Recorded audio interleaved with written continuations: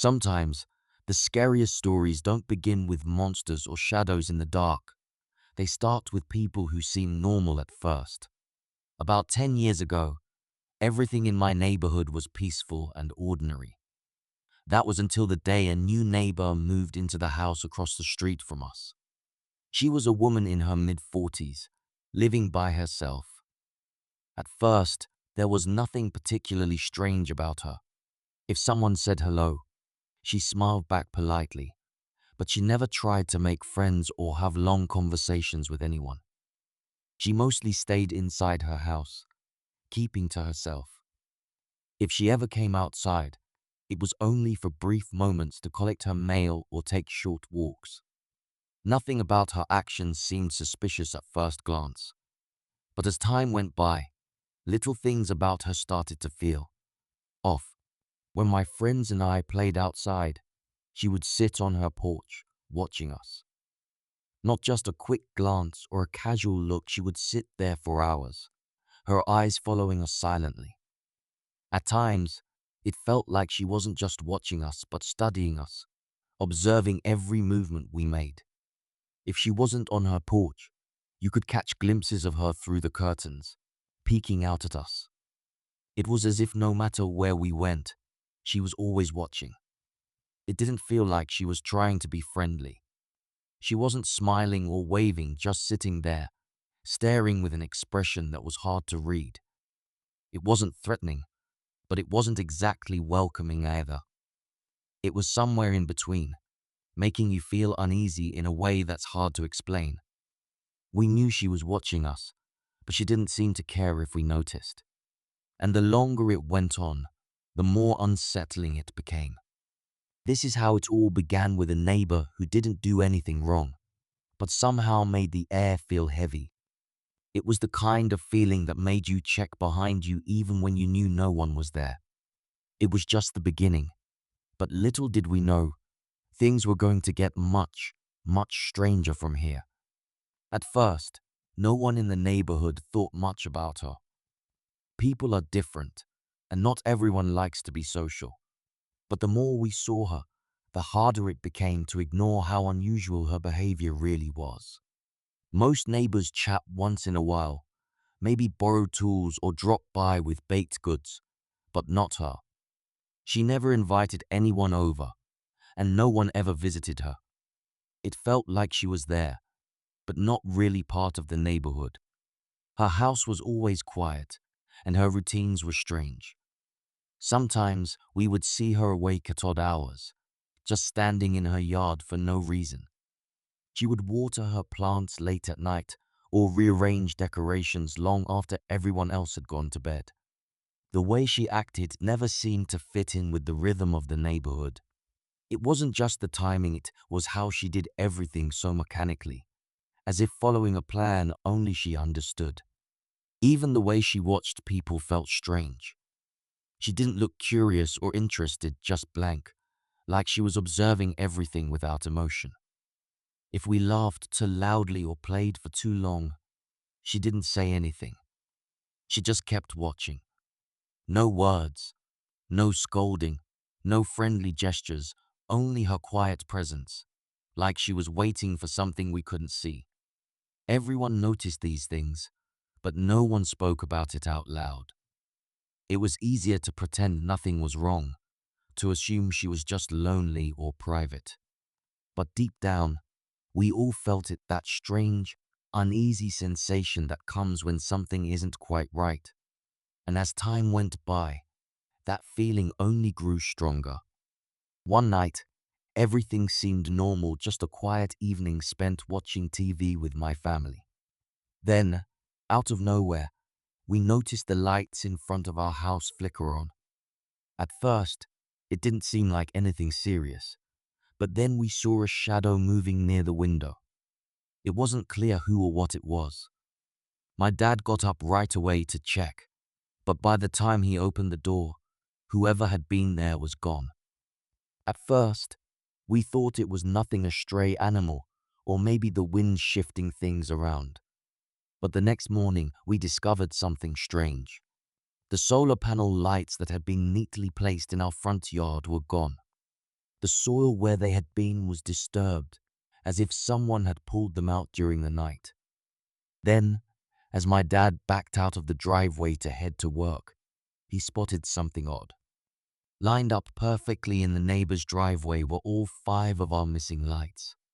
It was like they had just been moved across the street and placed there without any explanation. My dad thought it was strange but laughed it off, saying it wasn't worth the trouble to confront her.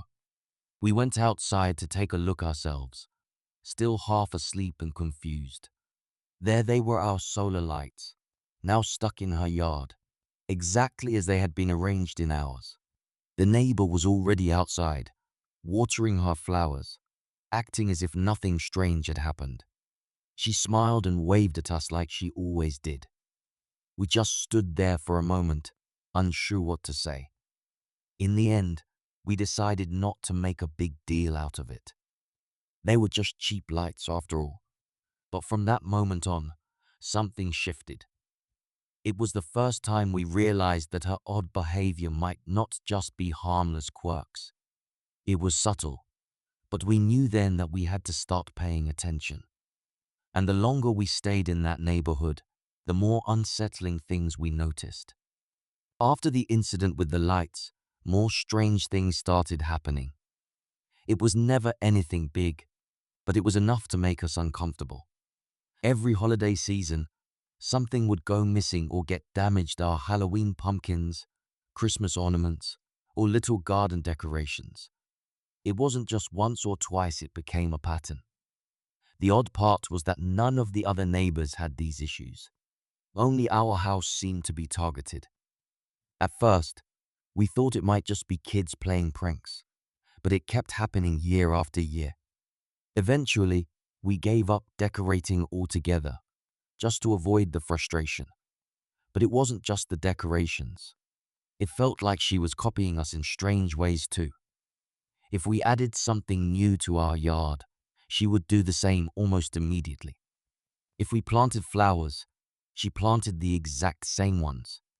If my mom wore a new sun hat, she would have an identical one the next day. It was like she was mirroring everything we did. It wasn't exactly threatening, but it felt creepy, like we were being watched more closely than we realized. Even our routines weren't safe from her strange mimicry. If we were outside raking leaves, she would come out and start raking too, no matter the time or weather. We never confronted her, though. We weren't the type to stir up trouble, and she never gave us a real reason to accuse her of anything. But deep down, it felt like we were living under constant observation. It wasn't just uncomfortable, it felt invasive, as if she wanted to blur the line between our lives and hers.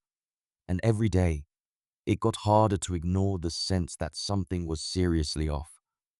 We tried to carry on with our lives, but the strange feeling never went away. It wasn't just her copying us or moving things around, it was the constant sense of being watched. Even when she wasn't visible, it felt like she was there, just out of sight. We would catch glimpses of her at odd times, standing by her window, looking through the curtains, or sitting silently on her porch, watching everything we did. No matter what, she was always around. If we came home late, she'd be outside, like she'd been waiting. If we left early, she would somehow be up too, watching us leave.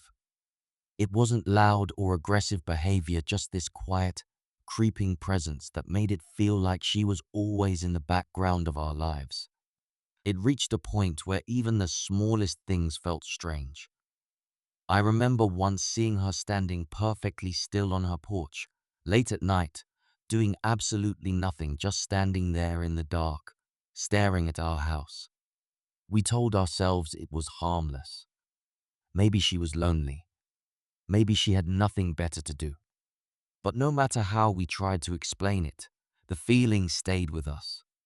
We knew something wasn't right, but we kept telling ourselves that as long as she wasn't hurting anyone, it was better not to get involved. So, we went on with our lives, pretending everything was normal. But even as we smiled and waved at her in passing, There was always that nagging feeling like we were just waiting for something to happen. And deep down, we knew it was only a matter of time. After a few years, we moved to a new neighborhood, hoping to leave the uneasiness behind. Life felt normal again, and I settled into my new routine as a single mom.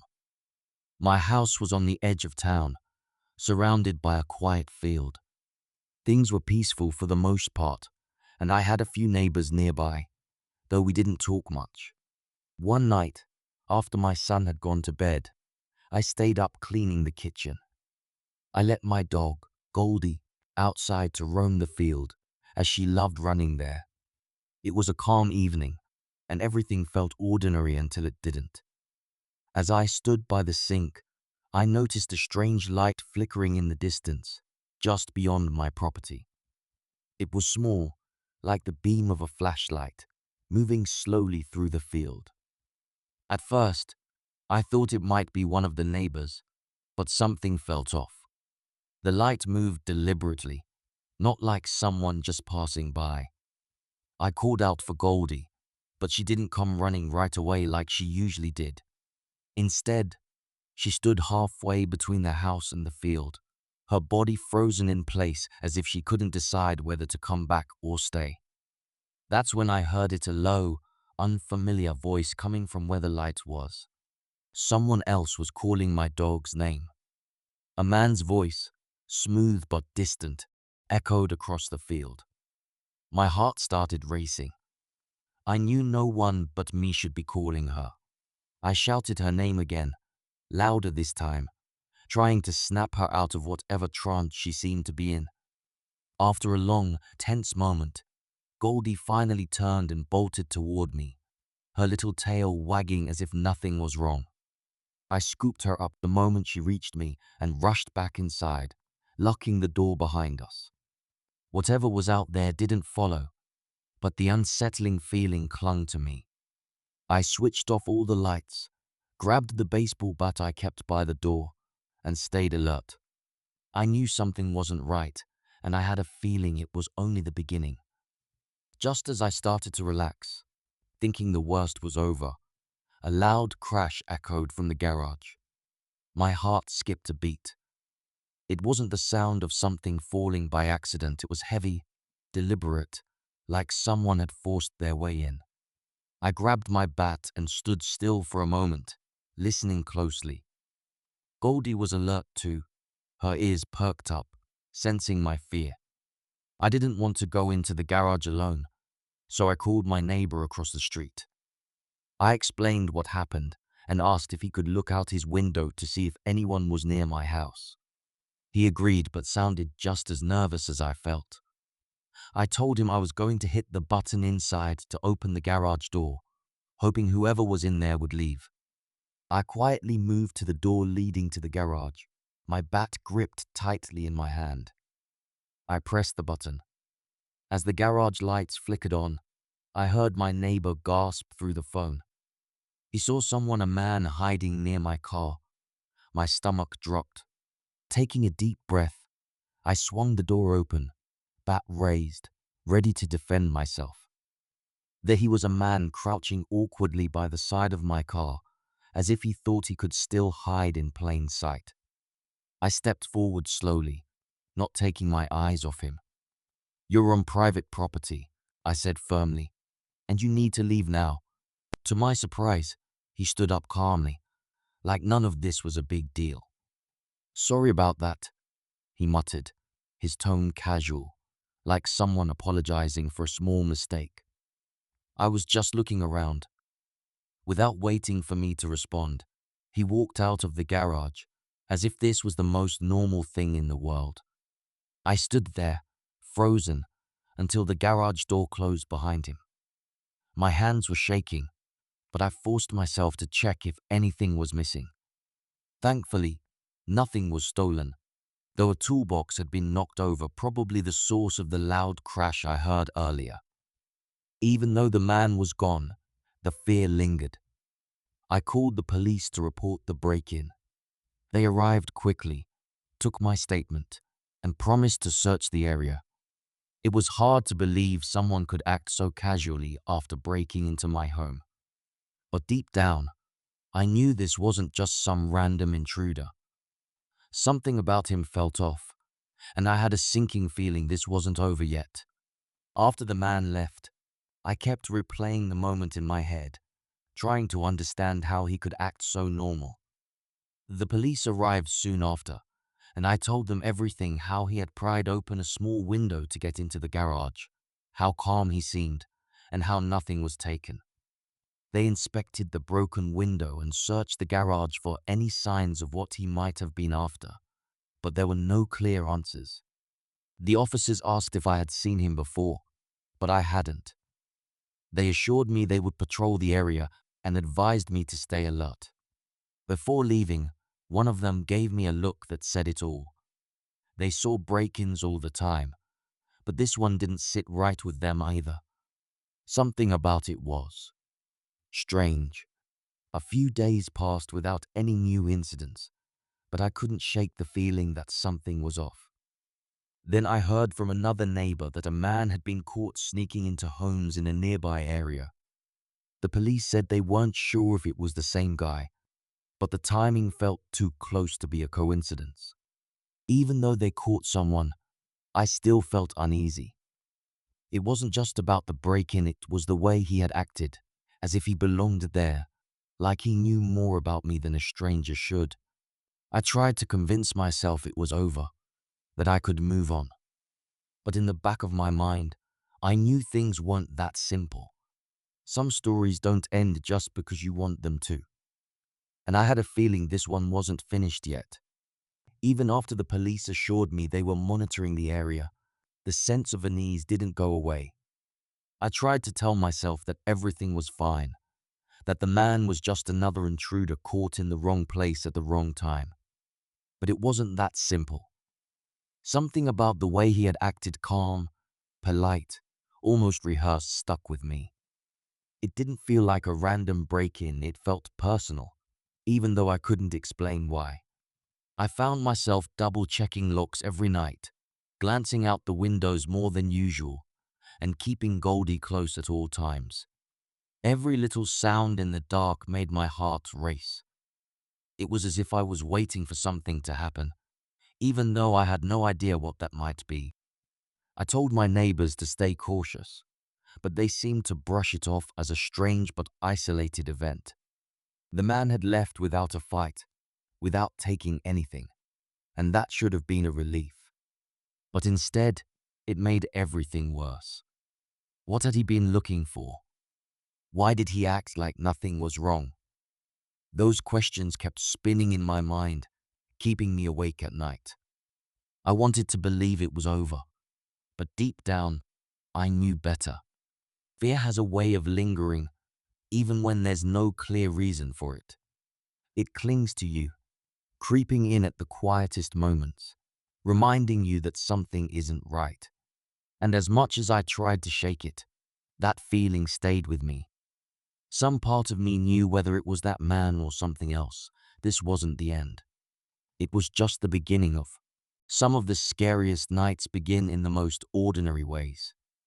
It was a quiet evening, the kind where everything feels perfectly normal. The day had been long, and after putting my son to bed, I was finally catching up on some cleaning. I had let Goldie, my dog, outside to explore the field next to our house. She loved running out there, chasing anything that moved, and it gave me a chance to get things done inside. The house felt peaceful, with nothing but the soft hum of the radio in the background. I washed the dishes, humming along to the music, enjoying the silence that only comes when the day winds down. There was no noise from the neighbors, no cars driving by, just the quiet, comfortable stillness of a night coming to an end. I wasn't in a rush. I knew Goldie would come back when she was ready, and with my son asleep, the house was all mine for the evening. I had grown used to nights like these, where everything seemed predictable and calm. There was nothing unusual about that night, or at least, that's what I thought. But sometimes, it's the calm moments that hide the storm. And little did I know, the peace I felt wouldn't last much longer. I kept going with the cleaning, making sure everything was in place before heading to bed. It was one of those nights where everything just felt right quiet, still, and familiar. Goldie loved these moments outside, running free in the open field, and I always gave her a little extra time to enjoy it. The house was calm, with nothing out of place. I wasn't worried about anything, just moving through my usual routine. It felt like one of those nights where nothing could go wrong. But the strange thing about moments like these, you never see the trouble coming, not until it's too late. Just as I was finishing up, I stepped outside to call Goldie back. She usually came running the second I called her name, but this time she didn't. Instead, I noticed something strange, a small light moving slowly in the field. It wasn't a steady glow like a lantern or streetlight. It flickered, almost as if someone was out there with a flashlight. I stood at the edge of my yard, my eyes fixed on the strange light. Something about it didn't feel right, but I couldn't tell why. I stayed close to the house, feeling the urge to call Goldie again, louder this time. The light kept moving, slow and deliberate, like it was searching for something or someone. I kept calling for Goldie, but she still didn't come. That's when I heard it, a man's voice, low and clear, calling her name from the direction of the light. My heart sank. I didn't recognize the voice, and no one else should have known her name.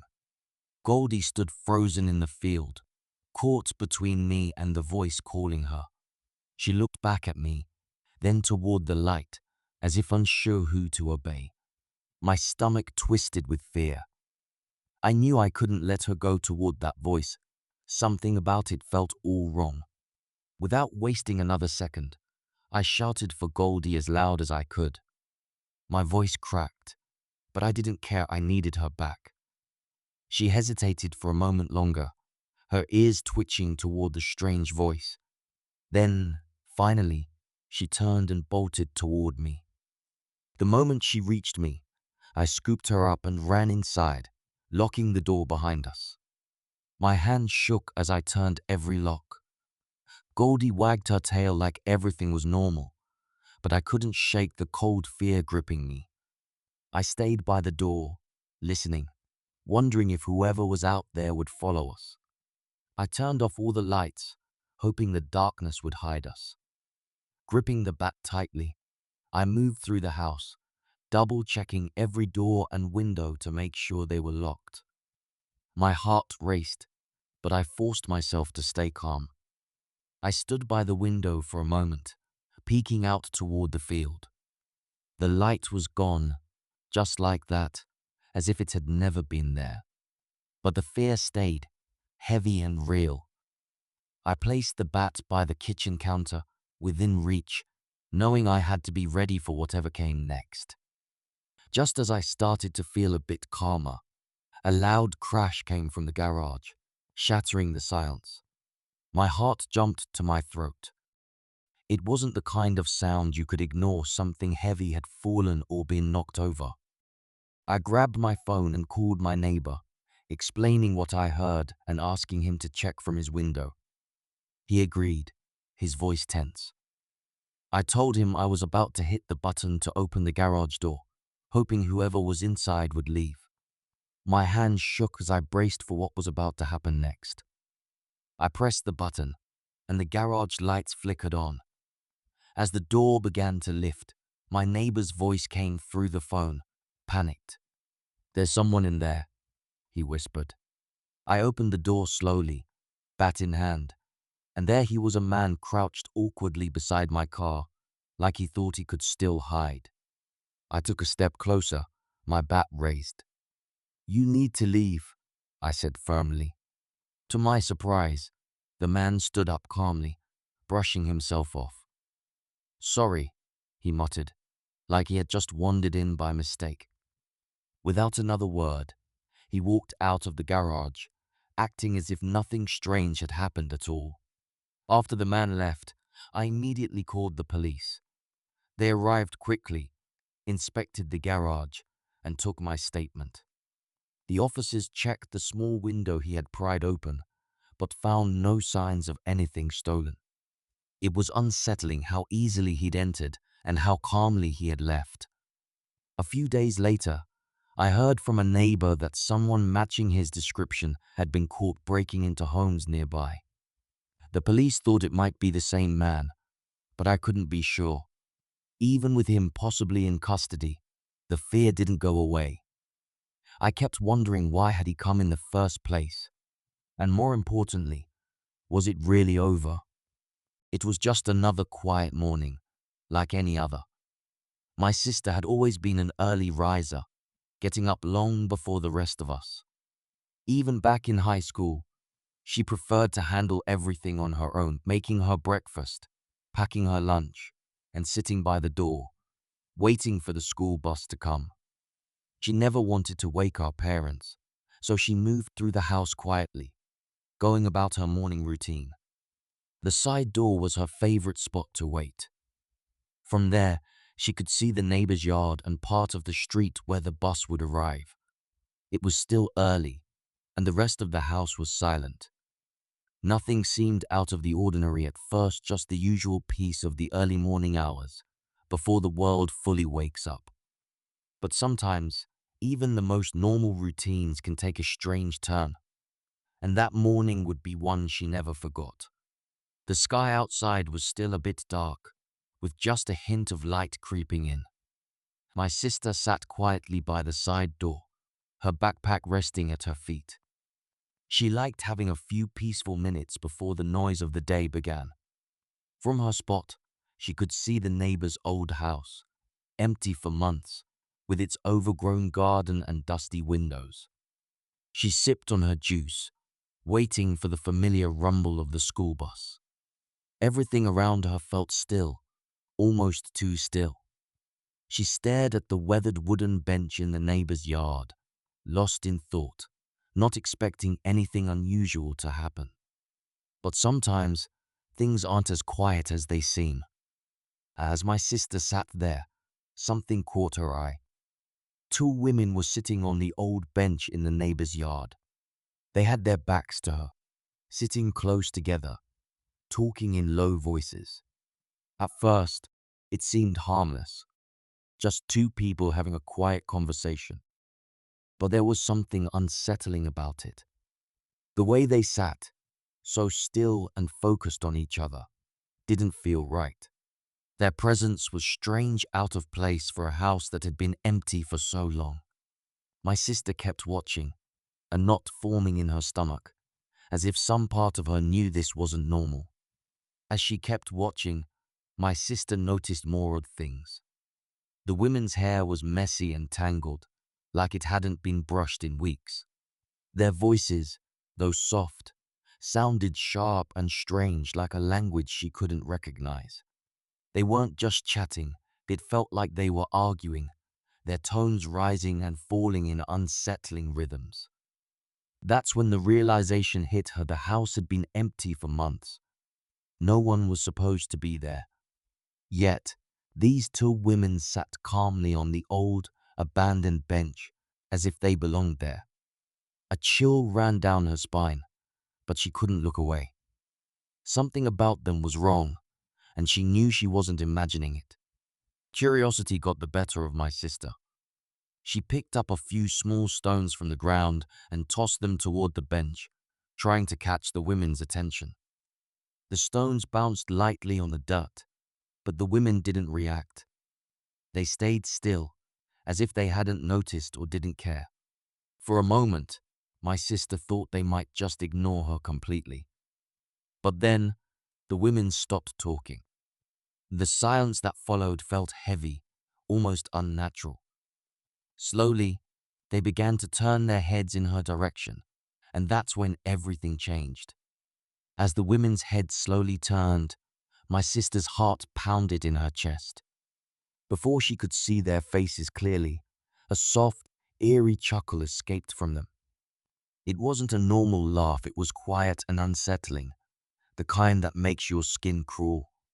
That laugh was enough to send a wave of fear through her. She didn't wait to see more. Panic took over, and she jumped to her feet, sprinting to my parents' room.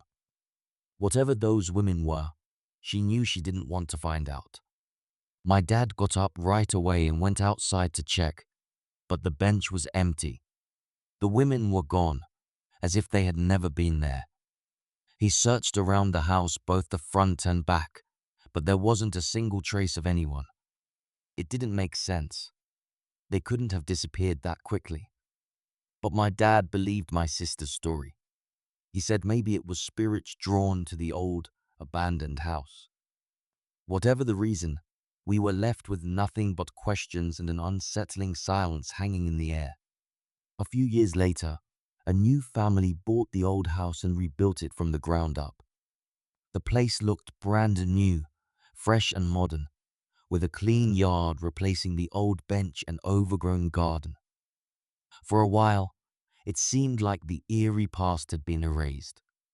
But then, without warning, the family moved out after only a month. No explanation, no goodbye, just gone. Whenever we saw them before they left, they looked nervous, like they were hiding something. After the family left, the house stayed empty. It wasn't listed for sale or rent, it just stood there, silent and forgotten. No one in the neighborhood ever talked about what happened, but we all wondered the same thing. Had the strange presence returned? My sister never stopped thinking about those women on the bench. Their creepy laughter still haunted her, even years later. It was a moment she couldn't explain, a mystery that refused to fade. And every time we passed that empty house, we couldn't help but feel it. We knew some things were better left unknown.